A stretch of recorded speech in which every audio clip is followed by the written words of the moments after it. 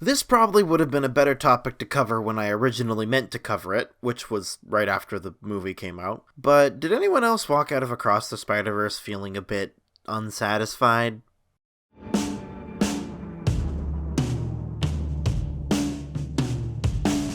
If you're here because you watched a certain Spider-Verse video made by a high schooler who thought he knew what fair use was but definitely didn't, and that the algorithm randomly decided to shine its favor upon, hello, welcome back.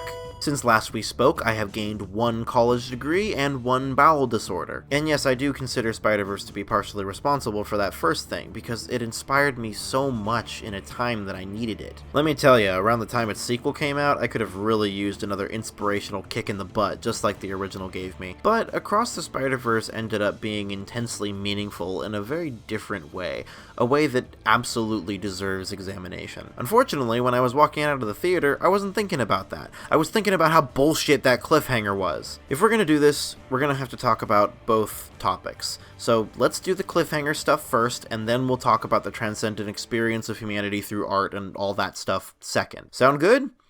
I sure hope so, because this is a pre-recorded, scripted, and edited video. So I already did it.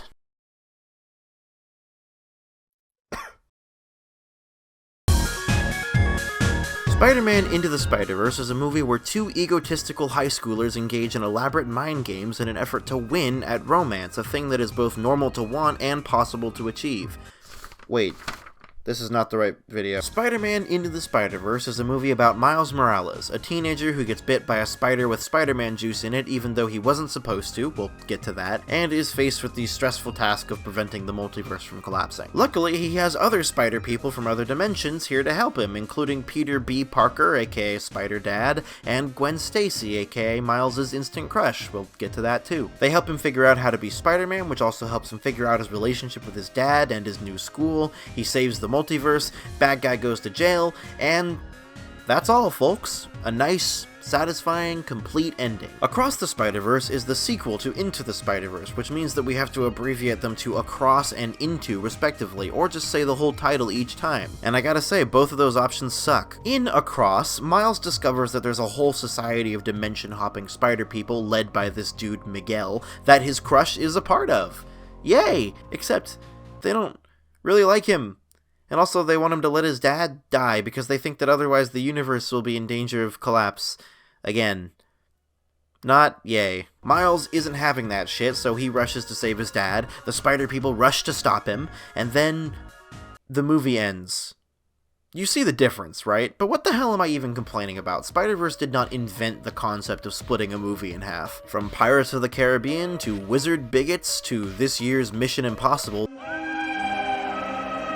they've been splitting movies in half for a while now, seemingly whenever it's a sure thing that the studio will be able to sell tickets to halves 1 and 2. But instead of being cynical, let's assume that the movie was split in half, not because of any financial or logistical reasons, but because the creators simply had a big story to tell and didn't want to cram it into a single installment. There's definitely something to be said for how this movie lets us luxuriate in the Spider-Verse. Without 2 movies for this story, they definitely wouldn't have had the space in the runtime to do a lot of things, including that whole opening act in Gwen's beautiful, color splash, bleeding paint music video dimension. Which would suck, because that opening act rules.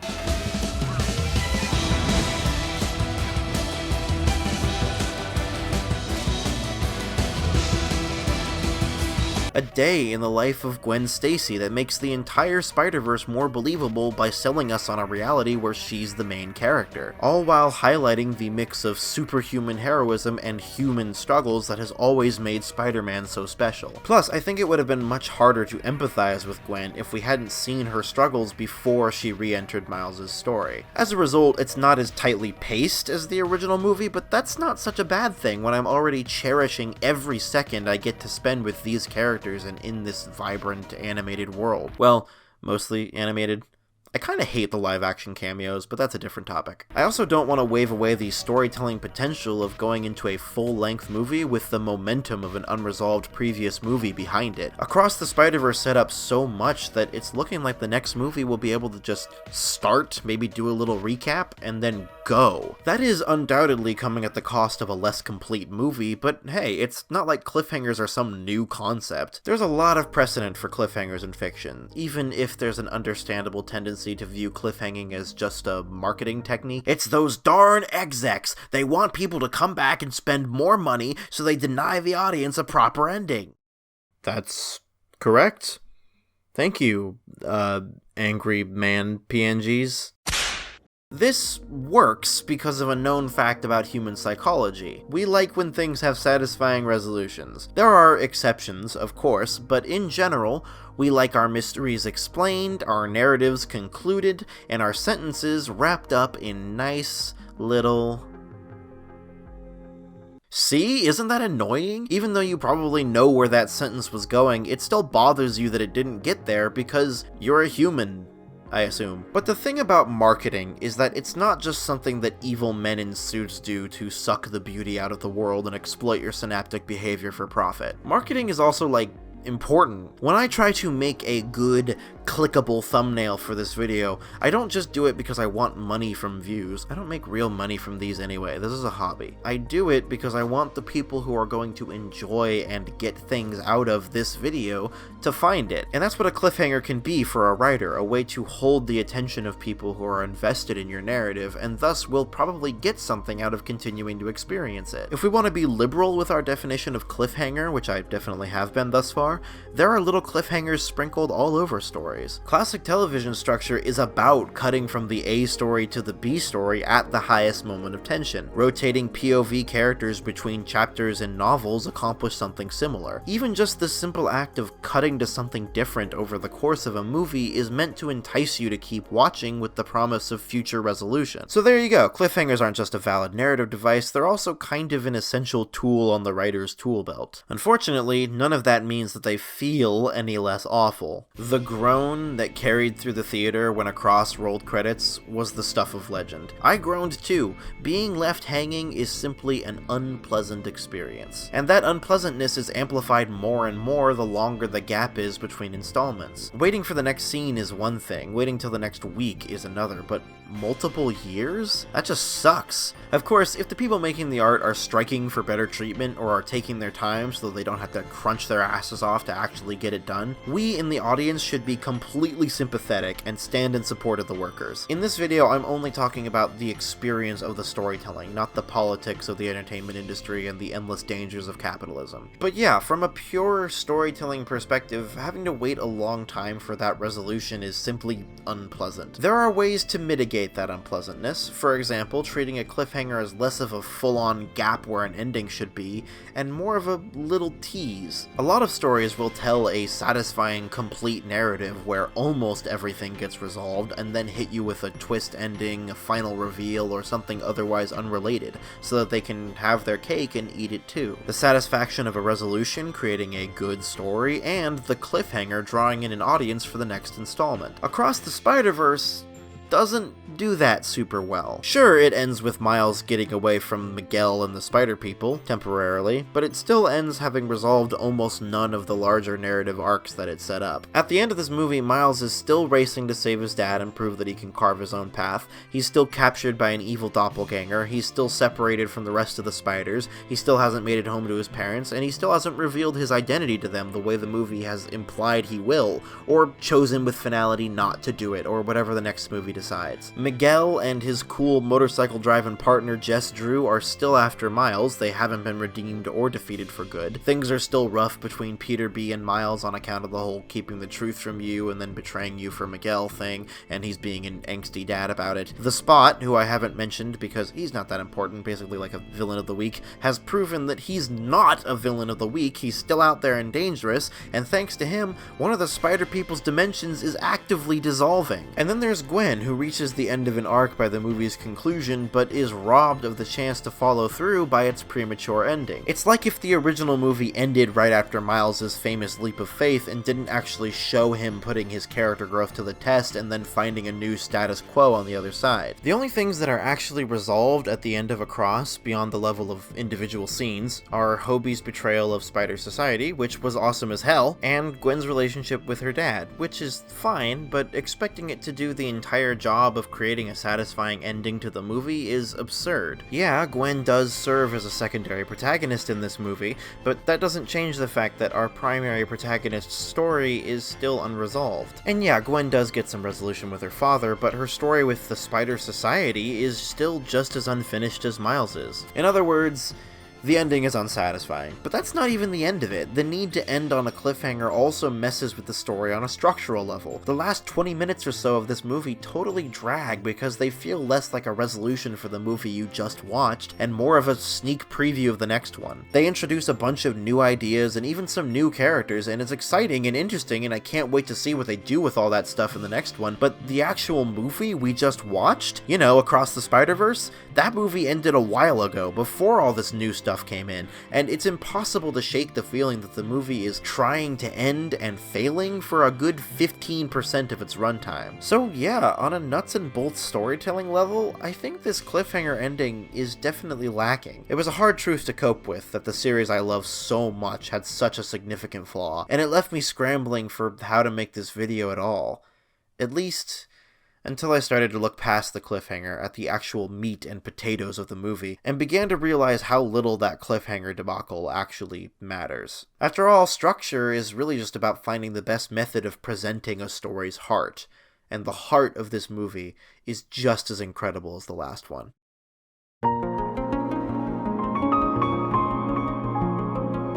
Metaphors are cool because they allow stories to be about more than what they literally depict. Into the Spider-Verse is a movie about being a spider-person, but thanks to the power of interpretation, there's a million different ways that being a spider-person can be extrapolated into something more relevant to actual everyday life. That is, of course, assuming that you are not an actual spider-person. I don't know you. I did a lot of interpreting in my original video, but I definitely didn't cover every possible reading, and that's fine. With a great movie like Spider-Verse, each valid interpretation adds to and interacts with the next like a big ecosystem of meaning. And one of those alternate meanings kept coming back to me while I was watching Across. Something that I mostly breezed past in the original video, but that is definitely deeply present in the movie. The power of finding a community that shares your hidden identities. Now, the phrase hidden identity sounds really intense. And it can be. For example, I think the reading of Miles' journey as a metaphor for discovering queerness as a teenager is one with a lot of credence. Papa, you know you can tell me anything.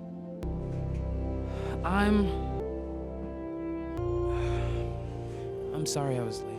But it doesn't have to only be the intensely important and meaningful stuff. It can be more universal than that. For example, sometimes it's best not to bring up your political opinions around certain family members. That's a hidden identity. There is a necessity to hide. When you're the only one you know with a certain hidden identity, it's really easy to feel lonely and confused. Sometimes hidden identities are things that you decide on for yourself, but even then, it often doesn't feel like it. A lot of aspects of your identity can feel more like the inevitable result of you being you, and less like anything you purposefully chose for yourself. So, you end up like Miles, bitten by a spider by pure chance, realizing he's Spider-Man and not knowing what the hell to do or feel. He wants to go to his parents, but, well, he's not sure they'll get it, or even accept that part of him, and that's another place where I feel like the queer reading is particularly meaningful. You really hate Spider-Man? It isn't until he meets Peter B, Gwen, and the others that he finds someone he can actually talk to about his spider problems. Not only that, but these spider people have more experience with that hidden part of themselves than he does, and can guide him through the growing pains. Something that's true of the first movie, but that I noticed a lot in the second, is that spider people don't ever bother hiding their true identities from each other. Some characters just don't seem to have designs that would account for taking off their masks, but even then, they share their names, and most of the others are totally comfortable with their masks off. Even Hobie, who makes a joke about not showing the audience his secret identity, takes off his mask without a second thought when it's just other spiders around. I know that in the logic of the story, it's because they're all from different dimensions, but there's a lot of meaning in the fact that they don't feel the need to hide from one another. When it's just other spider people around, they can be their full, honest selves. The other spiders serve as mentors and role models, guiding Miles on his journey towards his authentic self, and the moment he embraces Spider-Man as a part of his identity. And once they're all gone, just the thought that there are other people like him out there all struggling with and enjoying that identity that they share keeps him going. But as we see at the beginning of Across the Spider-Verse, he's still growing, still figuring it out, but he misses them. He has feelings for Gwen, definitely, but he's desperate to see any of them just to talk to someone else who gets it. So it's a dream come true when, right after clashing with the parents that just don't understand, Gwen turns up. Someone else who feels the same pressure. Someone else who wears a mask to hide their identity from the people they love. Or at least, did. My parents... maybe if I told them... Don't. Trust me on that. Her ability to see the world the way he does is beautifully represented by the visual metaphor of them sitting upside down together. It's electric for Miles. He's so damn happy just to see one of his friends, which is why he's so excited by the idea of a society of spider people and so hurt that Gwen won't include him. Then, he has a talk with his mother. And a combination of witnessing the way Gwen runs off and motherly intuition leads to her telling him exactly what he needs to hear. Wherever you go from here, you have to promise to take care of that little boy for me. Make sure he never forgets where he came from. He never doubts that he is loved. And he never lets anyone at those big fancy places he's gonna be in tell him that he doesn't belong there. She does that difficult parenting thing and acknowledges that her son has grown, and then she lets him go free as long as he remembers the love and acceptance he's felt while he was still under her wing. She wants him to be the one who decides where he belongs and where he's going, no matter where he ends up, to grow and face the world, but not to lose himself in the process. Just don't get lost.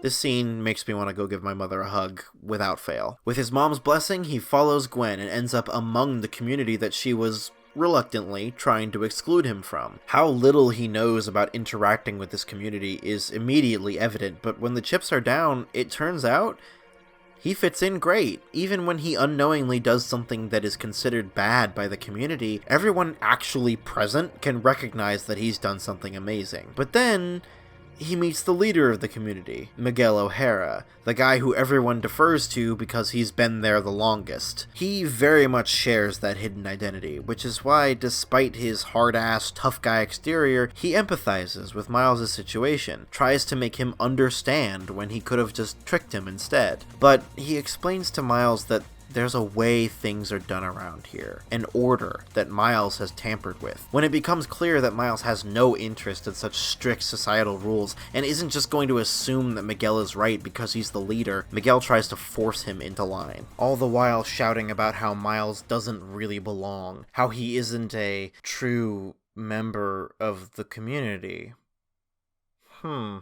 Where have I heard that phrasing before? I think this is a movie about gatekeeping. I mean, just look at what they named the supernatural force that brings ruin to every spider dimension that doesn't share key similarities with the others, that might not even actually exist, and that Miguel worships. They named it the canon. Spider-Verse has always been eager to take a very meta look at Spider-Man as a cultural construct, but this feels like a very deliberate response to certain types of fan backlash. It frames Miguel as an old guard hardcore fan, a Grognard, a sweaty Reddit moderator, except, sexy, who doesn't take kindly to newcomers challenging what he's known this whole time, to the point where he can't see the beauty of people who weren't quote-unquote supposed to be Spider-Man becoming Spider-Man anyway. He tried to stray from the canon in the past and was hurt for it, so now he views anything and everything that strays from it as certain doom. In other words, he thinks the reason that his Spider-Man story didn't work out is because any alternative interpretation is inherently a problem. But if you ask me, I think he's wrong, both metaphorically and in the story. I don't think the canon is real. Or at the very least, I don't think it works how he thinks it does. Pavitra's universe is dissolving, but it's not because of the broken canon, it's because of what the Spot did. But Miguel won't even listen when Miles brings that up, nor when Gwen questions him later. He enforces his own views and makes no room for different perspectives. This is the way it was for me, so this is the way it has to be for everybody else. Otherwise, you don't count as one of us. You're not a true insert identity here. What's also interesting about Miguel and the Spider Society is that part of how they define being Spider-Man is experiencing certain familiar pains. That's something you see all the time in gatekeeping, whether the thing being gatekept is a community, a fandom, or even just a status like adulthood. I'm not a kid, Gwen! That's exactly what you are. You're just a kid. We had this terrible thing happen to us as part of our hidden identities, and you just waltz in here without going through that and call yourself one of us? But there's a couple flaws with that mindset. First of all, the idea that everyone should go through the same pain that you did is a very boomer mindset. If newcomers to a community don't face the same obstacles or pains that you did, that's not a bad thing. That's good. Sure, they might not know the same things as you, but that means there's less pain in the world. That's the goal. Second of all, pain can be a teacher, and sometimes we humans can do this incredible thing where we take our pain and turn it into beauty. A charity for people who have gone through the same thing, a piece of art that really captures the experience of that pain, or even just the motivation to keep moving forward. But that does not make pain a necessity. We do not have to define ourselves by what we go through. That's how you end up stuck, dragging your trauma forward with you. Instead, it's usually better for us to define ourselves by what we choose to be. When Peter B says to Miles that bad things are gonna happen, he's right. Being alive means bad stuff happens to you. But when he follows it up by saying they make us who we are, he's dead wrong. Pain doesn't make people. It's love that makes people. The pain is inconsequential. It's love that saves them. Miles isn't jaded like Miguel. He still has love and hope, still believes in a version of his story where the police captain doesn't have to die. With the spark of individuality he learned to harness in the first movie and perfected with the help of an anti-authority legend, he rejects Miguel's closed-minded idea of Spider-Man and sets out to make his own path. Maybe what's next is for him to show Miguel and the others that there is no set path, that a bit more variety in their community and its various identities isn't threatening, but wonderful, and that newcomers who haven't gone through the same pain as him being Spider-Man doesn't invalidate what he's gone through. But this bitch ends on a cliffhanger, so if we want the full thematic statement, we kinda have to wait. I'm so torn. What do we do here? How can I feel a sense of closure about this movie? How do I not end this essay on a cliffhanger? Let's figure it out. Okay, I've done some thinking. Shocking, I know, that's very unlike me. The long and short of it is this. When I first walked out of that theater, I was frustrated, but with every day that has passed since the first time I saw it, my appreciation for Across the Spider-Verse has skyrocketed, much higher than I ever thought it would have. And that, I think, is the ultimate lesson here. Satisfying storytelling and good entertainment is worth pursuing. It's what pulls an audience in and makes a story sing even for people who don't look very far beyond the surface. But I do think sometimes we can value that immediate interest and satisfaction, that monkey-brained release of dopamine, more than the deeper stuff, the stuff that will actually last in our memories. Ultimately, this cliffhanger thing is a problem that will mostly go away forever as soon as Beyond the Spider-Verse comes out, and all of the stuff that sucks about splitting this Spider-Verse sequel into 2 movies is just a consequence of something that every writer faces, the struggle to take their narrative and put it into a format. Chapters, episodes, movies, sequels, parts, volumes, even scenes, and if you want to sound like you're in a writer's room for a second, story beats. They're all ways to make for a better experience for the audience, which, to be clear, is an important part of what the art of storytelling is, but also something that can occasionally get in the way of greater artistic aims. It would be convenient if every narrative fit perfectly into a digestible format that has proven to work in the past, but it would also be profoundly limiting. Artistic expression is simply bigger than the sense of disappointment one might feel when asked to come back for a sequel. So yeah, as long as the objective is to create a grand story and not a grand amount of money for companies, I think I'm okay with cliffhangers. We can definitely continue to have that complicated conversation about ways to do cliffhangers better and worse, but when it comes down to it, the number one takeaway I have from this whole experience is actually incredibly simple. I'm really excited for the next one.